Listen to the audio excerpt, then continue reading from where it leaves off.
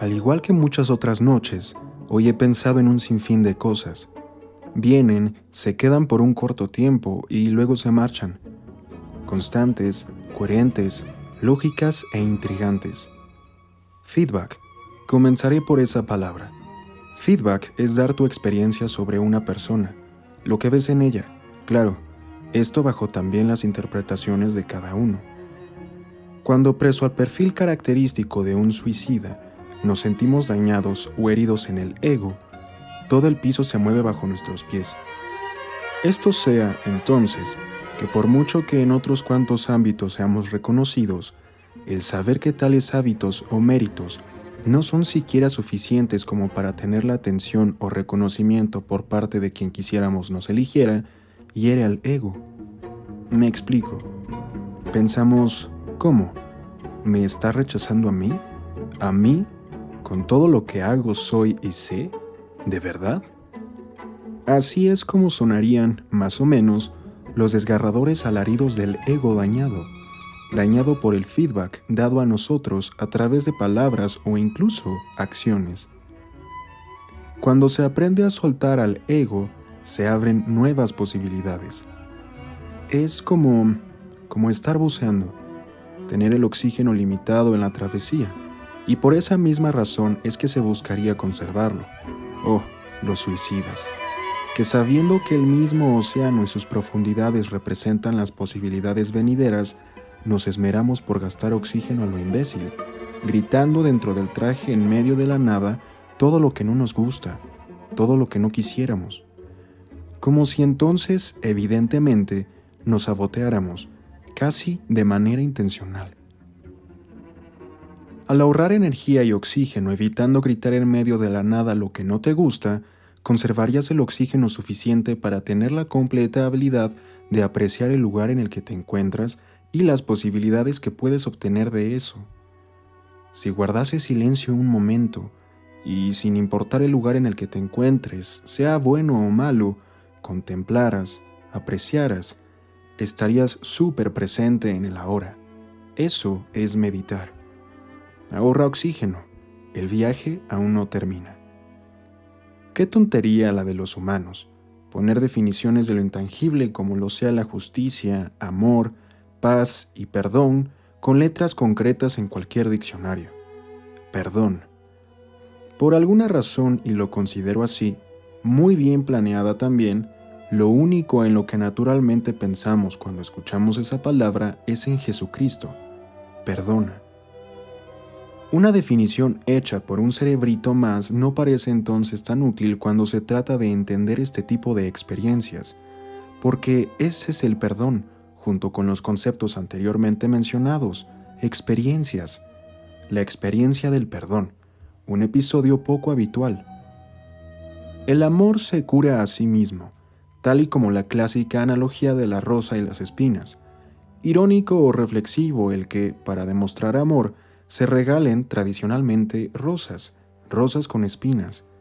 Se acostumbra a dar, de entre tantas flores, popularmente y bajo el régimen del lenguaje del amor romantizado, justamente rosas. Considero firmemente, a expensas de una vivencia diferente en los días venideros, que el dolor y el amor van muy de la mano. Todo eso para dirigir mis palabras nuevamente al perdón. Saber que al amar hay, proporcionalmente, una dosis de dolor que estamos dispuestos a soportar, con tal de no sentirnos solos. No en todos los casos, he de aclarar, pero esas serán palabras de otro episodio. Schopenhauer y sus erizos entonces no parecen tan descabellados.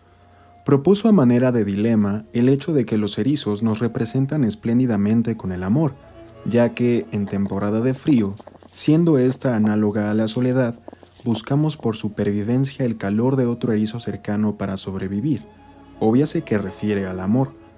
Pero eso implica el ser herido y herir por las púas en su lomo que, naturalmente, son parte de esas criaturas por una causa más allá de nuestra comprensión, dejando de lado a los biólogos y las explicaciones evolutivas.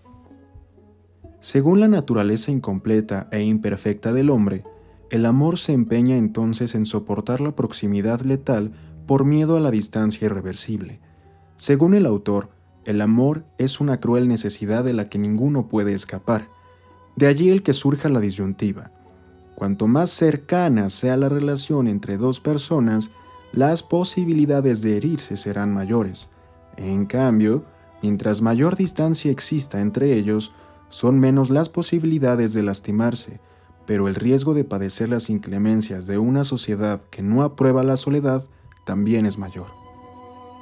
Mientras amamos, estamos dispuestos a soportar las heridas que el otro nos causa. Preferimos morir lentamente en manos de la tortura afectiva que tolerar el frío de la separación. Hablando de este caótico proceso, todo comienza con ese primer flechazo. Cuando conocemos a alguien, nos parece perfecto, perfecta, sentimos emoción y hasta cierto punto nos obsesionamos con su presencia. Cada encuentro es la respuesta a nuestras preguntas, el consuelo a nuestras dolencias, y así es como inicia la locura del vínculo masoquista. Amamos y odiamos, todo al mismo tiempo. Derrochar en romance nos eleva al paraíso, mientras que las decepciones nos arrastran al mismísimo infierno. En una relación de pareja no existe la perfección. Esa parte de la historia es irremediable. A pesar de que el amor nos una al otro, nuestra naturaleza ególatra e insegura, tal y como las púas en los erizos, nos dirige a una espiral de inestabilidad en la cual la lejanía entre nosotros es siempre inconsistente y dolosa.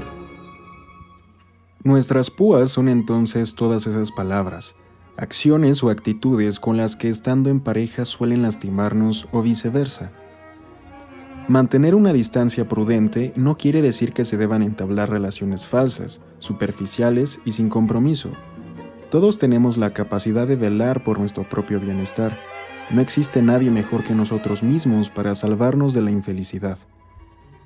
Esto nos terminaría de explicar hacia dónde iría la experiencia del perdón. Ser conscientes de que, pese a que lo evadiéramos, sabíamos que implicaría en cambiante amplitud un dolor de por medio. De allí la relación con Jesucristo, con el amar y perdonar. Perdónalos porque no saben lo que hacen. Perdonar porque se sabe que, presos a nuestra condición humana, tenemos un ego, miedos, inseguridades. Perdonar quizás sea entonces cobrar conciencia, despertar de un sueño profundo, el sueño de las idealizaciones erróneas. Perdonar en sí mismo también es amar, un círculo que se alimenta a sí mismo. Amar, herir, perdonar. Amar, herir, perdonar. Te amo, por eso te perdono por herirme, y porque tú me perdonas por herirte, te amo, y por eso te perdono. ¿Cómo facilitar el perdón en donde existe el caos de los egos, el orgullo y las falsas seguridades? Comunicación. Parece sencillo, lo sé, todos lo dicen, pero vayamos profundo. Comunicarse es hablar, pero también escuchar, y allí yace el problema común. No escuchamos, no sabemos cómo. Ahora mismo lo estás haciendo. Seguramente estás pensando, por todos los cielos, todo el mundo sabe esto, pero detente y solo escucha. Escuchar va más allá de la percepción de los sonidos.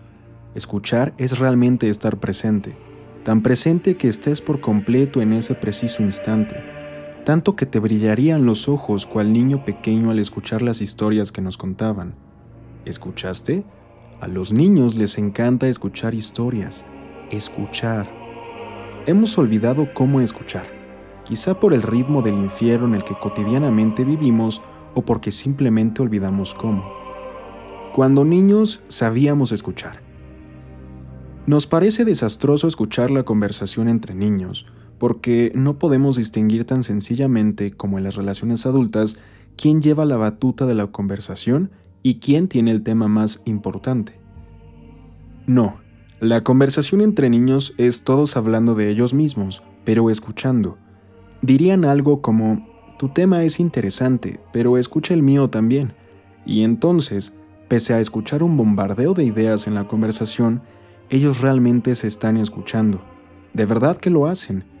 Por eso difícilmente hemos de olvidar las palabras exactas, dichas a nosotros cuando pequeños.